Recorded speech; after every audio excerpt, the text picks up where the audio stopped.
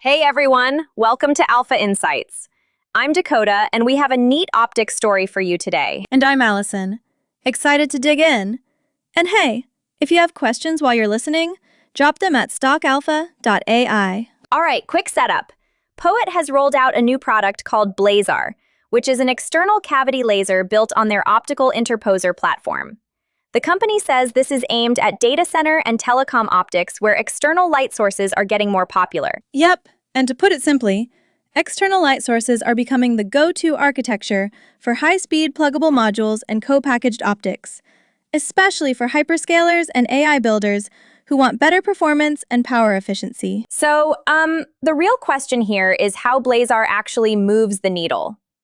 Poet's pitch is that using an optical interposer lets them integrate the laser cavity, modulators, and passive optics closer together, which should make manufacturing and yields better than assembling discrete parts. Exactly, and what I find interesting is the external cavity design itself. Poet says that gives a narrower line width and better tunability, traits that matter for next-generation coherent links and very high-speed connections. Okay, let's break that down for folks who don't live in photonics every day. Narrower line width basically means a cleaner, more stable light signal.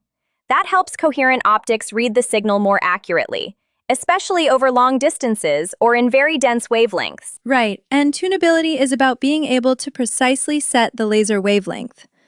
For systems using wavelength division multiplexing or swapping channels, that flexibility can be a big advantage. Poet also talks a lot about scalable assembly to lower cost per watt and improve thermal stability in data center settings. In plain English, they want this to be cheaper to make and more reliable under heat stress. Which is crucial because data center environments are brutal on optics. Lots of heat, tight space, and massive throughput demands. Honestly, I was a bit surprised by how much packaging and thermal engineering matters at the end of the day. Analysts are watching this space closely. External light source demand is expected to grow at a compound annual growth rate in the double digits over the next few years, and the addressable market could be several $billion, depending on how quickly co-packaged optics and PIC-based transceivers get adopted. Yeah, that's a good point. Growth estimates are big, but they're also conditional. Adoption by hyperscalers and qualification by transceiver OEMs are the gating factors. And you called it. There are real risks here. Some skeptics point out ongoing packaging challenges, yield hurdles, and supply chain issues. Plus, customer qualification cycles for new optical components can be long. Months, sometimes years. Long sales cycles are a pain.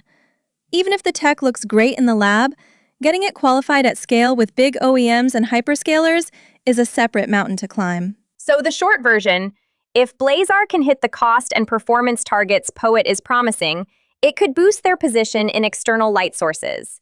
If not, it might be more of an incremental demo that doesn't change market dynamics. And operationally, folks will be watching a few specific signals: early customer trial results, how smoothly manufacturing scales, and the pace of qualification by major transceiver makers. Those will tell you whether this is just interesting tech or something that can be adopted widely. An important nuance. This product follows another demo Poet showed at the Optics Conference, so it looks like they're building a portfolio. That can help with credibility, but again, portfolio breadth doesn't replace real-world qualification. Totally. Also, there's a ripple effect to watch. Equipment and component suppliers in the photonics supply chain could see renewed interest if customers start committing to interposer-based designs. Quick reactions? Interesting. Right. Okay, my takeaway is that Blazar is a promising technical step that targets the real pain points of volume production and thermal performance. But the commercial story depends on qualification and scale. And my takeaway is similar. The market opportunity is large if hyperscalers and OEMs embrace interposer architectures. Analysts note big growth potential, but they also flag long lead times and execution risk. So to wrap up, 2 quick summary points from us. First, Blazar aims to use an optical interposer to tighten integration and improve manufacturability, with benefits like narrower line width and better tunability for advanced optics. Second, the market opportunity could be several $billion with growth in the double digits, but adoption hinges on successful customer qualification, manufacturing scale, and supply chain stability. Got questions? We'd love to hear from you. Head over to stockalpha.ai where you can ask us anything and we'll answer live. And while you're there, check out more market content. Yep, stockalpha.ai for questions and more. Thanks for listening. We'll see you next time on Alpha Insights.